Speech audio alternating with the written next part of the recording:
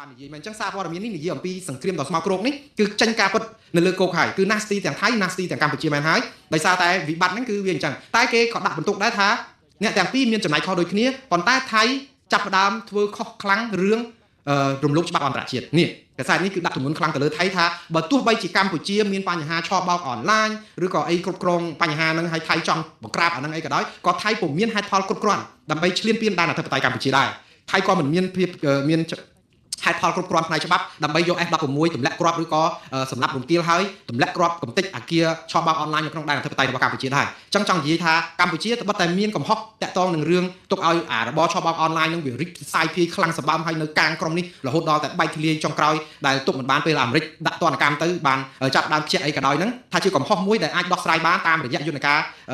ារក្នុងស្រុកឬក៏យន្តការសហការគ្នាយ៉ាងណាប៉ុន្តែមិនមែនជាហេតុផលដើម្បីឲ្យថៃទម្លាក់គ្រាប់ហើយប្រព្រឹត្តឲ្យខ្លាយទៅជាអ ுக ្រិតកម្មសង្គ្រាមដែលថៃជាអ្នកប្រព្រឹត្តខុសដែលមិនស័ក្តិសមនឹងគេហៅសមាមាត្រសោះកម្ពុជាខុសរឿងបញ្ចេញខ្សែអ័តអ្នកស្រីបឋមឋានរឿងអីនោះវាជារឿងសិលធម៌ជារឿងរបៀបការទូតរបៀបស្មោកគ្រោករបៀបអីអាហ្នឹងគេដោះស្រាយតាមរបៀបណាផ្សេងទៀតប៉ុន្តែមិនអាចយកអាហ្នឹងជាលេសធ្វើសង្គ្រាមហើយរហូតដល់ខ្លាយទៅជាសង្គ្រាមខុសច្បាប់ដូច្នេះទេដូច្នេះថៃគឺប្រព្រឹត្តសង្គ្រាមខុសច្បាប់នៅពេលដែលរឿងដើមហេតុមកពីកម្ពុជាដែរសរុបសេចក្តីមកគឺកម្ពុជាក៏មានចំណាយខុសថៃក៏មានចំណាយខុសគ្រាន់តែថៃខុសច្បាប់អន្តរជាតិអានេះហើយដែលជារឿងកម្ពុជាក៏នៅតែមានដងដាវប្តឹងថៃទៅតុលាការអន្តរជាតិដែរបងប្អូនបាទខ្ញុំឆ្លេះរឿងនេះត្រឹមប៉ុណ្ណេះវាជាការគួរចាប់អារម្មណ៍ដែរខ្ញុំមិនបកស្រាយបានលម្អិតច្រើនជាងនឹងទេព្រោះដោយសារពេលវេលាវាខ្លីដែរខ្ញុំបញ្ចប់ព័ត៌មានដោយ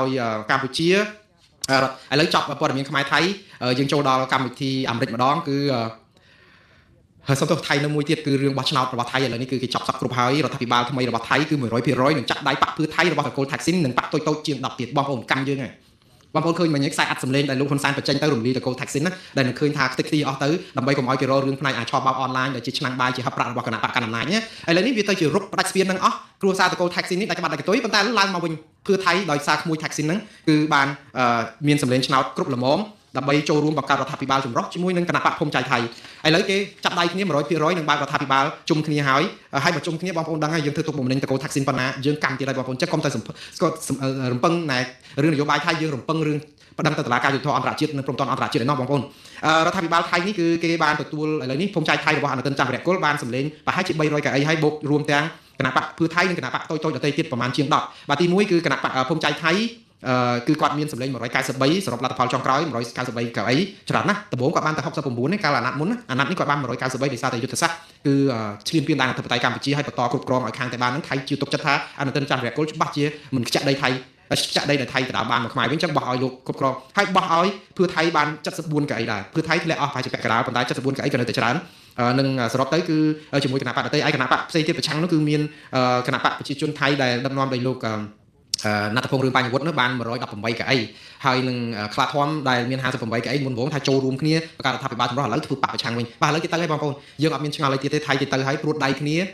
ាទប់ដីខ្មែរដែលកំពុងឈ្លានពានបានពីថៃហើយចាំមើលបើពីរអ្នកនេះជួបគ្នាហើយអត់ត្រូវគ្នាជាមួយរដ្ឋាភិបាលកម្ពុជាជិះមិនផុតពីវាយគ្នាទៀតទេបើសិនជាយើងប្តឹងទៅតុលាការអន្តរជាតិវាយយ៉ាងណាយ៉ាងណីយើងនៅតែទប់ប៉ុន្តែឲ្យតុលាការគេជួយប៉ុន្តែបើថាអត់ទេពីរអ្នកនេះគឺដណ្ដើមគ្នាវាយយកថែមទៀតនយោបាយថៃគឺកក្រិចអញ្ចឹងយូរហើយបងប្អូនវាអកុសលណាស់ឥឡូវចង់បញ្ចប់តាក់ទងនឹងលោកត្រាំឯនោះវិញដំឡើងពន្ធ 10% ថ្មីក្រោយចាញ់ក្តីតុលាការកំពូលវល់ណាស់បងប្អូនតុលាការកំពូលអាមេរិកកាលពីម្សិលមិញកាត់ក្តីឲ្យលោកត្រាំចាញ់ក្តីរឿងដំឡើងពន្ធតាមអំពើចិត្តតាមពិតតុលាការកំពូលនេះគឺមានឥទ្ធិពលធំមែនតើជាសារមួយផ្ទះកំភ្លៀងដល់លោកត្រាំដែរថាធ្វើអីក៏ដោយយើងមិនមែនធ្វើអំណាចផ្ដាច់ការអីស្រេចចិត្តទេគេមានតុលាការគេមានប្រព័ន្ធរដ្ឋសភាគេមានអីត្រឹមត្រូវយើងមិនមែនចេះតែរដ្ឋាភិបាលជាសេះលែងដៃបានទេអញ្ចឹងគាត់ដាក់ពន្ធគេច្រើនពេកវាខុសពីគោលការណ៍ច្បាប់ដល់ពេលអញ្ចឹងទៅតុលាការកំពូលនេះសម្រេច6ទល់នឹង3 6គឺជំទាស់លោកត្រាំ3គាំទ្រប៉ុន្តែបានទៅសម្លេង6អញ្ចឹងទៅគឺរាល់ការដាក់ពន្ធរបស់លោកត្រាំតាមតែអំពើចិត្តពីមុនមកហ្នឹងគឺចាត់ទុកជាមកខៈបានន័យថាម៉េចបងប្អូនយើងសប្បាយទេកម្ពុជាជាប់ពន្ធ 19% មិនអញ្ចឹងហ៎ថៃក៏ 19% ពិភពលោកជាច្រើនទៀតគឺ 10% ដាច់ភឹងអញ្ចឹងហ្មងគឺដោយអឺរ៉ុបអីហ្នឹងគឺគាត់ដាក់ 10% ដែលពីមុនមក 1-2% អញ្ចឹងគឺគាត់ចិត្តដាក់អញ្ចឹងអ្នកខ្លះដល់ 100% 50% 150% គាត់ចិត្តថាទៅក៏ប៉ុន្តែដោយសារសាលដីកានេះគឺធ្វើឲ្យអាចអ្វីដែលជាការដាក់ពន្ធពីមុនមកហ្នឹងនឹងចាត់ទុកជាមកខៈតើវាបានផលអីខ្លះដល់ប្រទេសទាំងអស់លោកត្រាំគ្រាន់តែចេញតុលាការចេញសាលដីកានេះភ្លាមគឺគាត់ចាប់ផ្ដើមពីពីម៉ោងហ្នឹងគឺមកប្រកាសមិនពេញចិត្តនឹងសាលដីកាខកចិត្តចាត់ទុកចៅក្រម6នាក់ហ្នឹងថាជាចៅក្រមដែលបំផ្លាញសហរដ្ឋអាមេរិកអីជាដើមក៏ប៉ុន្តែសាលដីកានេះគឺសាលដីកាស្ថាពរឲ្យបងប្អូនតុលាការប្រាប់ថារាល់ការដែលដំឡើងពន្ធអីក៏ដោយរដ្ឋាភិបាលអាចធ្វើបានទាល់តែឆ្លងរដ្ឋសភាសិនកន្លងមករដ្ឋាភិបាលអត់ដែលឆ្លងរដ្ឋសភាទេដូច្នេះសារនេះគាត់តែប្រាប់ថារដ្ឋសភាមានអំណាចផ្ទៀងផ្ទាត់មិនមែនជាសេះលែងដៃទេតែប៉ុណ្្នឹងទេអញ្ចឹងបើលោកត្រាំទៅឆ្លងរដ្ឋសភាគឺមិនអីប៉ុន្តែលោកត្រាំនឹងមិនអាចឆ្លងរដ្ឋសភាបានទេព្រោះរដ្ឋសភាមិនអនុញ្ញាតឲ្យលោកត្រាំធ្វើដូច្នេះអញ្ចឹងបានគាត់ទៅផ្លូវកាត់រហូតឥឡូវនេះទៅលេងបានគាត់ប្រកាសដាក់ពន្ធ 10% ថ្មីទៀត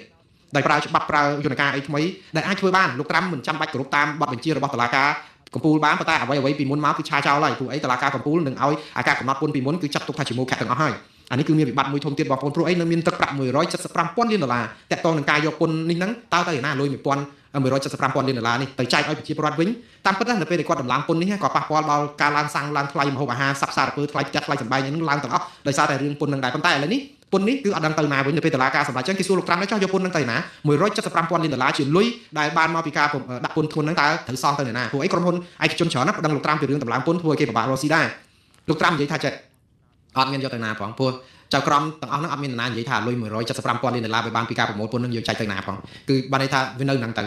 អត់ចាំនិយាយថាឈប់ទៅឡើងពន្ធតាមសាលដីកាប៉ុន្តែអាលុយហ្នឹងអត់ចាយមកវិញក៏ប៉ុន្តែ 10% លោកកំណត់ថ្មីនេះ 10% ហ្នឹងគឺកំណត់យ៉ាងម៉េចគឺគាត់បានចេញប័ណ្ណបញ្ជាមួយថាឥឡូវពន្ធត្រូវតែដាច់ខាតជាសកលត្រូវតែ 10% ហា 10% ជាសកលហ្នឹងគឺរឿងទៀតដោយសារអីកម្ពុជា 19% មិនចឹងទេបងប្អូនបើគាត់ដាក់ 10% ចឹងយើងនៅសល់តែ 9% គឺយ៉ាងម៉េចវាច្បុកច្បល់ណាស់បងប្អូនចុះប្រទេសផ្សេងទៀតដែលគេនិយាយចរចាគ្នារាប់ខែរាប់ឆ្នាំមកហើយអ្នកខ្លះបានតែ 3% 2% ឬ 0% ដល់ពេលគាត់បន្លែង 10% គឺដូចក្របអារម៉ាណូចឹងគឺត្រូវទាំងអស់ 10% ឡើងវិញតើវានឹងវល់ប៉ុណ្ណាទៀតហើយនៅពេលដែលដាក់ 10% ហ្នឹងជាសកលចឹងហើយគឺគាត់បន្ថែមពន្ធថ្មីទៀតតើឲ្យគ្រប់ដូចដើមឬក៏លើសដើមវិញទៀតគាត់អត់នៅចុះចាញ់តុលាការក៏ប៉ុន្តែអ្វីដែលលោកត្រាំអាចធ្វើបាននេះគឺមានពេលតែ150ថ្ងៃទេព្រោះគាត់ធ្វើមិនឆ្លងសភាបានតែ150ថ្ងៃទេក្រោយ150ថ្ងៃគឺអ្វីដែលគាត់កំណត់នឹងវិលទៅសភាជំទាស់នឹងលុបចោលវិញអញ្ចឹងរឿងនេះវានឹងច្បុកច្បល់មានភាពមិនច្បាស់លាស់ច្រើនទៀតបងប្អូនកុំអាលអហើយក៏កុំអាលភ័យអីពេកដែរកម្ពុជាយើងបើសិនជាគេដាក់ 10% ឬ 19% ក៏នៅតែច្រើនដែរព្រោះអីយើងធ្លាប់គេអត់យកសោះហ្នឹង GSP របស់យើងគេសូន្យតែឥឡូវយើងប្រហែល%ក៏យើងជាប់ពន្ធដែរយើងកុំបារម្ភរឿងពន្ធកុំអាល XR នឹងរឿងពន្ធនេះពេកគឺយើងត្រូវស្ដារសិទ្ធិមនុស្សនិងប្រជាធិបតេយ្យសិទ្ធិសេរីភាពនៅប្រទេសកម្ពុជាដើម្បីសុំអា GSP គេ free មកវិញកុំខ្វល់រឿងលោកត្រាំថយមិនថយថែមបើបាន GSP គឺ0លោកតាមអត់អាចសម្រេចបានអីទេព្រោះអី GSP គឺជាសេចក្តីសម្រេចរបស់រដ្ឋសភាអាមេរិកចឹងហើយបានជាលើកទឹកចិត្តឲ្យរដ្ឋាភិបាលស្ដារសិទ្ធិមនុស្សសិទ្ធិកម្មករសិទ្ធិសហជីពសិទ្ធិសេរីភាពប្រជាធិបតេយ្យនឹងឡើងវិញដោះលែងអ្នកទោសម្នាក់ស្កាយអស់ហើយរៀបចំប្រព័ន្ធបោះឆ្នោតឲ្យសេរីត្រឹមត្រូវនិងយុត្តិធម៌ឈប់ធ្វើទុកមិននឹងបុកម្នេញបកប្រឆាំងលក្ខណៈបង្រួមសាសនាជាតិទៅយើងអាចនឹងកេងចំណេញពីនយោបាយដ៏មានភាពមិនច្បាស់លាស់